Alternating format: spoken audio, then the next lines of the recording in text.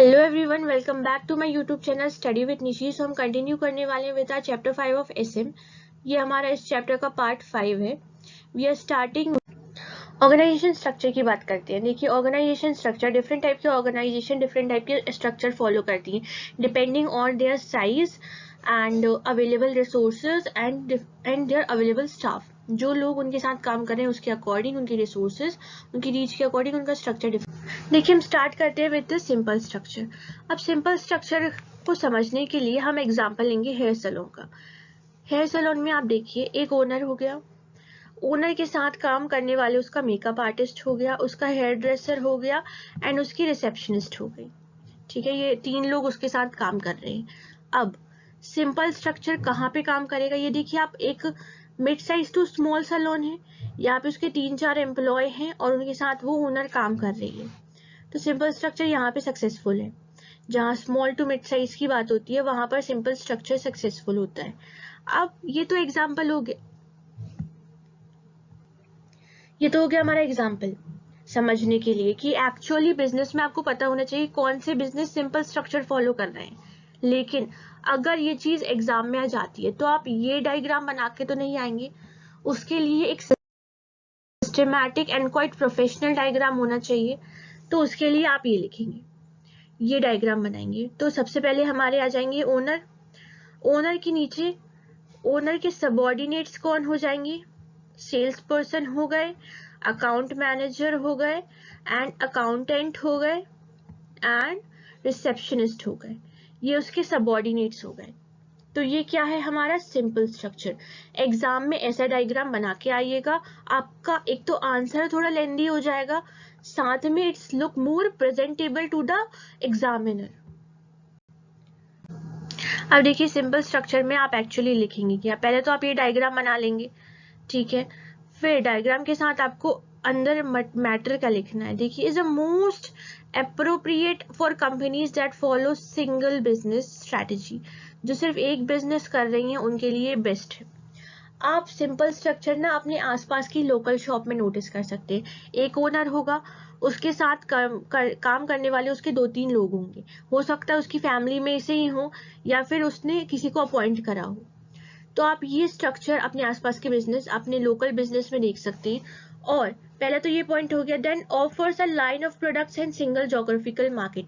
Line of products, आप देखिए आपके पास वाली जो शॉप है उसके पास सर्फ से लेके बिस्किट भी होंगे, सर्फ होगा, बिस्किट होगा और जो चॉकलेट्स होंगी वो भी रहेंगी। मतलब मल्टीपल प्रोडक्ट्स अवेलेबल हो जाएंगे। ब्रश भी रहेगा। जो आपके आसपास की किराने शॉप है, तो एक तो उनके पास मल्टीपल लाइन ऑफ प्रोडक्ट्स हो जाएंगे और देखिए मतलब लाइन ऑफ प्रोडक्ट्स हो जाएंगे एंड सिंगल जोग्राफिकल मार्केट। जो आपका एरिया है वो उसी में ऑपरेट करेंगे। आपके आसपास के ही जो 10, 15, 12 घर, 20 घर होंगे वो उधर ही ऑपरेट करेंगे। ये उनका जोग्राफिकल मार्केट उतने का ही रहता है। Then the simple structure also is appropriate for companies. अब ये कंपनीज के लिए भी अप्रोप्रिएट है। कौन सी कंपनीज? जो कि फोकस्ड कॉस्ट लीडरशिप में हो या फोकस्ड डिफरेंशिएशन स्ट्रैटेजी में हो। फोकस कॉस्ट लीडरशिप की बात करें, जो लो कॉस्ट में प्रोवाइड कर रही हो कोई भी प्रोडक्ट अपना, वो भी for a specific, for a very limited peoples, उनको प्रोवाइड करेंगे। वही फोकस डिफरेंशिएशन ज्यादातर ऐसा होता है कि क्वालिटी बहुत अच्छी है और वो सिर्फ जो अफोर्ड कर सकते हैं सिर्फ उनके लिए, जैसे रोल्स रॉयस हुई या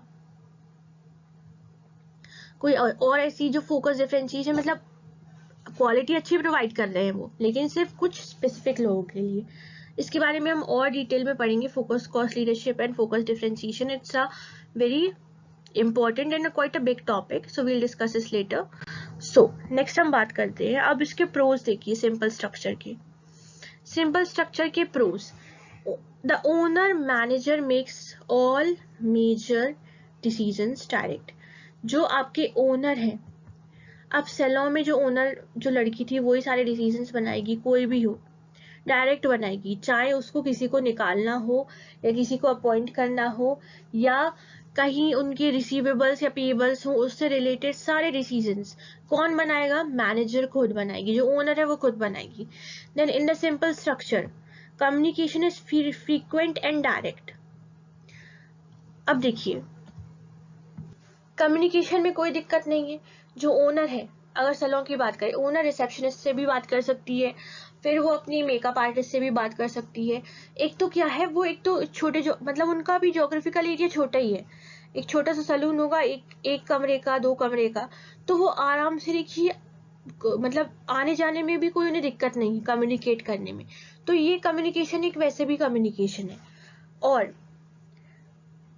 next point, and new products tend to be introduce to the market very quickly. अब ये जैसे आपके आसपास की किराना शॉप है, अगर कोई नया प्रोडक्ट आया है, जैसे अभी आप समझ लीजिए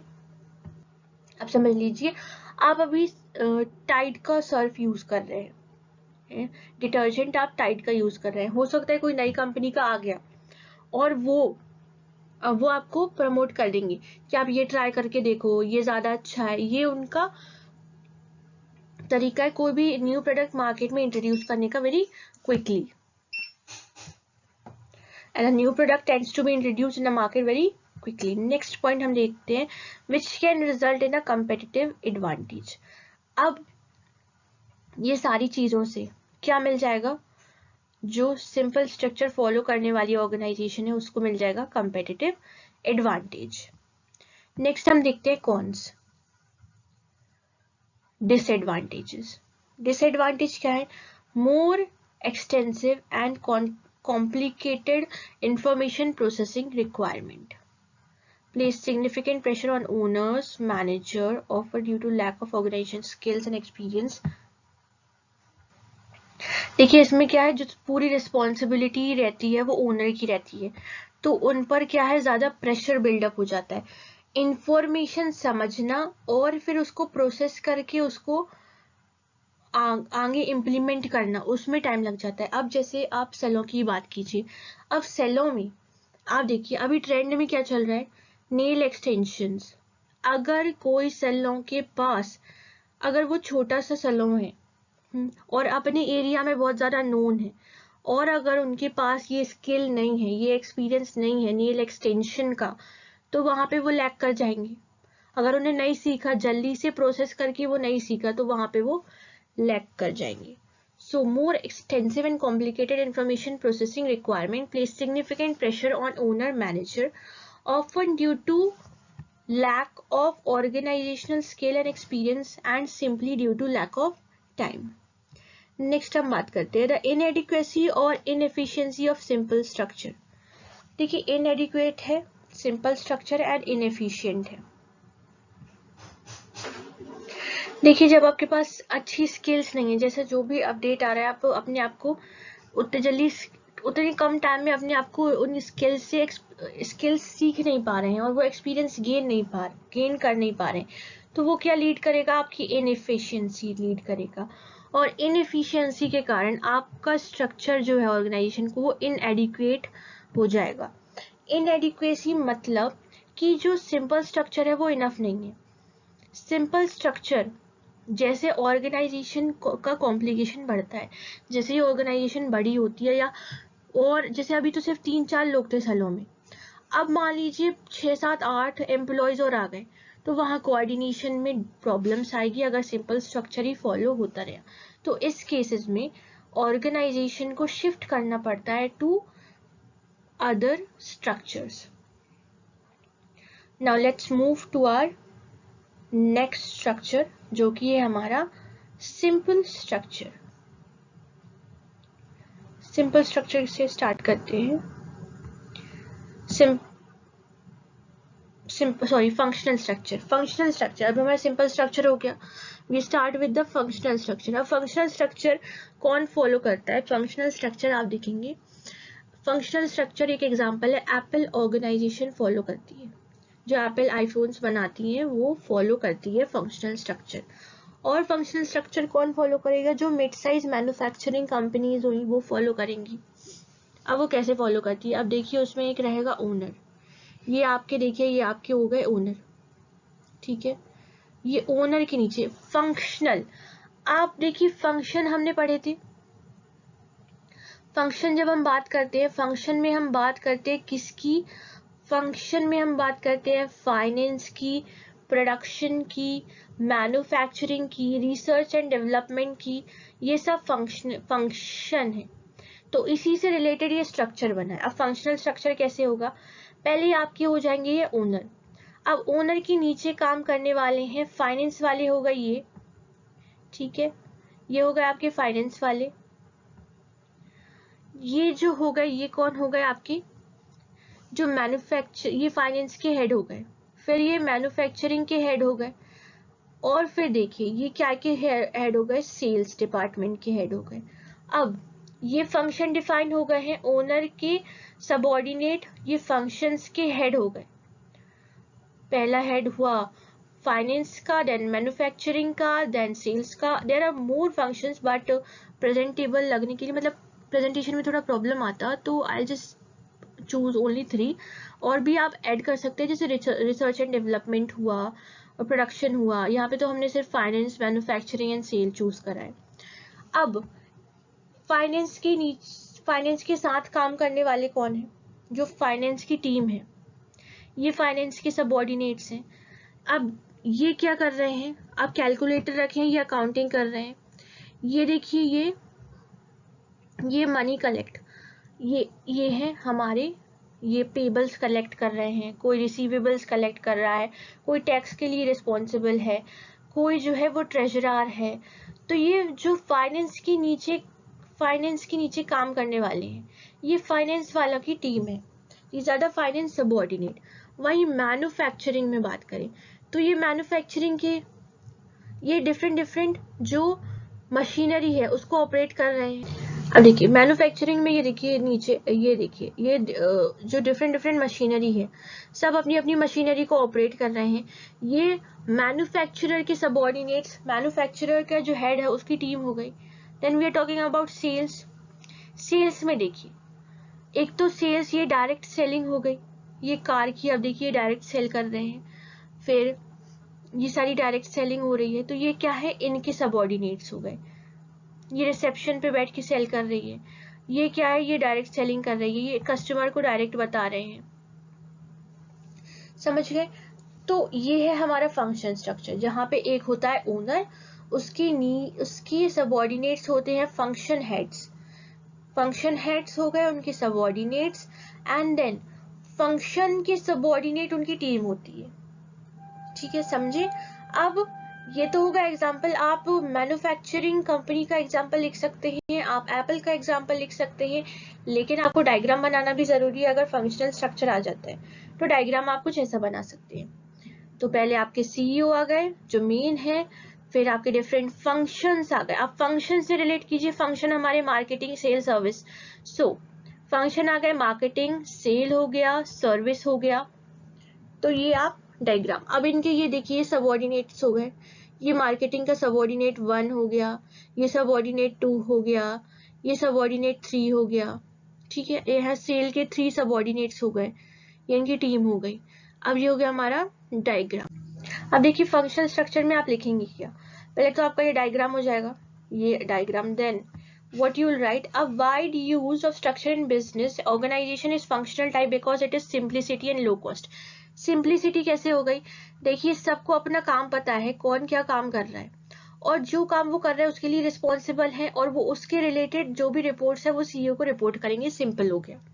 लो कॉस्ट कैसे हो गया, जहां सबको अपना काम पता है, क्या करना है, तो इससे सब अपनी फील्ड के एक्सपर्ट बन जाएंगे।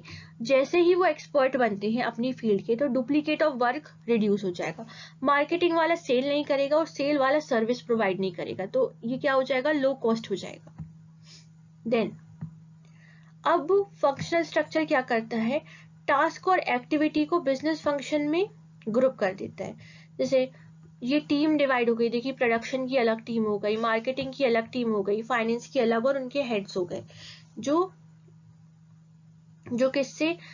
किसके सबऑर्डिनेट्स है, सीईओ के सबऑर्डिनेट्स हैं, जो उसको रिपोर्ट करेंगे अपने टास्क और अपनी एक्टिविटी से रिलेटेड। ये क्या हो गई, आपकी डेफिनेशन हो गई फंक्शनल स्ट्रक्चर की। देन एक रिसर्च एंड डेवलपमेंट। और अब देखिए प्रोज, देखिए फंक्शनल स्ट्रक्चर के प्रोज, सिंपल एंड इनएक्सपेंसिव। अब देखिए लो कॉस्ट है, ज़्यादा एक्सपेंस नहीं रहेगा, सब अपने फील्ड के एक्सपर्ट हैं, वो हम पहले सिंप्लिसिटी एंड लो कॉस्ट देख चुके हैं। Then functional structure also promote specialisation of labour. Marketing वाली टीम अपने एरिया में एक्सपर्ट हो जाएगी, प्रोडक्शन वाली अपने एरिया में एक्सपर्ट हो जाएगी। वही काम जब आप रिपीट पे करते हैं ना, तो आपकी एफिशिएंसी बढ़ती है, आपका कॉस्ट भी कम लगता है, इकोनॉमी स्केल। अगर वही काम रिपीट पर आप डेली कर रहे हैं तो उसमें आप एक्सपर्ट बन ही जाते हैं। Then encourage efficiency, minimise the need of an elaborate control system. ये वही बात हो गई, एफिशिएंसी बढ़ती है and elaborate control, the need of control system, and allow a rapid decision making। और डिसीजन मेकिंग ईजी हो जाएगी। आप देखिए जब सबका काम सबका काम डिफाइन है, किसको क्या काम करना है, उनको अपना फील्ड का पता है, जब डिसीजन मेकिंग होगी तो कोई भी जैसे कोई नई चीज इंट्रोड्यूस करनी है तो वो आसानी से हो जाएगी, या कोई नया चेंज लाना है तो वो आसानी से हो जाए। And allow a rapid decision making. तो आप याद कैसे करेंगे, पहले सिंपल एंड इनएक्सपेंसिव हो गया। सिंपल इनएक्सपेंसिव की बात करते हैं तो हम स्पेशलाइजेशन की बात पे जाएंगे। जब सब स्पेशलाइज होंगे, सब अपने काम के एक्सपर्ट होंगे, तो आराम से इनएक्सपेंसिव एंड सिंपल हो जाएगा। देन जब देखिए ये स्पेशलाइजेशन वाले पॉइंट से सब रिलेटेड है, जब स्पेशलाइज हो जाएंगे तो आराम से सब अपने काम जो है वो इनएक्सपेंसिव एंड सिंपल हो जाएगा, और उसी के साथ जो है एफिशिएंसी बढ़ जाएगी। अब सबको स्पेशलाइजेशन हुई है, मतलब एक्सपीरियंस अच्छा है सबका, तो एक्सपीरियंस अच्छा है तो रैपिड डिसीजन मेकिंग भी हो जाएगी। ठीक है, नाउ लेट्स मूव टू, देखिए हम कॉन्स की बात करते हैं, अब डिसएडवांटेज की बात करते हैं। तो पहला disadvantage, there are some potential problems, कुछ प्रॉब्लम्स अराइज होती है। कैसी problems, difference in functional specialisation and orientation में इम्पैक्ट कम्युनिकेशन। आप देखिए फंक्शनल स्पेशलाइजेशन होगी, सब ऑर्गेनाइजेशन जो फंक्शन है ऑर्गेनाइजेशन के, वो क्या है, स्पेशल हो जाए, अपने एरिया के एक्सपर्ट्स हो जाएंगे, तो वो यही सोचेंगे कि हमारा जो डिपार्टमेंट है उसका ही बेनिफिट होना चाहिए, वो ही अच्छे से काम करना चाहिए। और जो इससे क्या है, वो क्या करेंगे, हो सकता है कोई इंपॉर्टेंट इंफॉर्मेशन हो वो दूसरे डिपार्टमेंट को ना दे, तो ये इम्पेड कम्युनिकेशन एंड ओरिएंटेशन।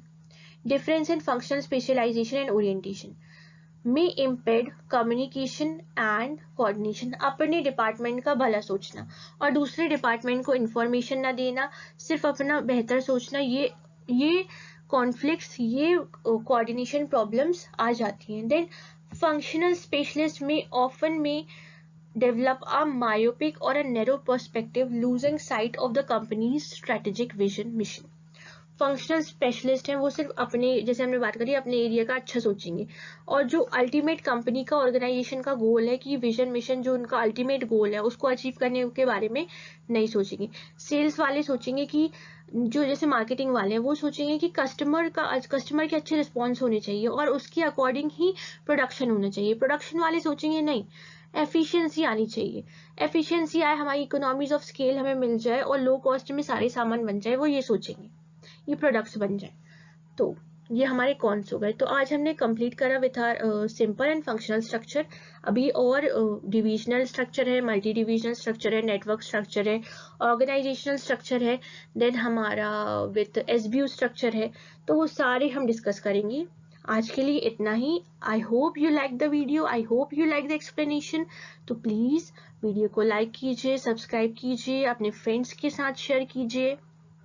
कोई भी डाउट है तो जरूर कमेंट कीजिए। और देखिए हमारा क्या क्या कंप्लीट हो गया चैप्टर 5 का। चैप्टर 5 थोड़ा बड़ा चैप्टर है।